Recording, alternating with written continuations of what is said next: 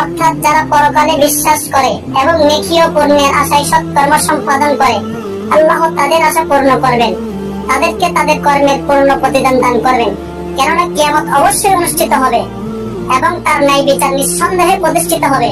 তিনি বান্দার কথা ও দোয়া শ্রবণকারী এবং গুপ্ত প্রকাশ্য সকল কর্ম সম্পর্কে অবগত।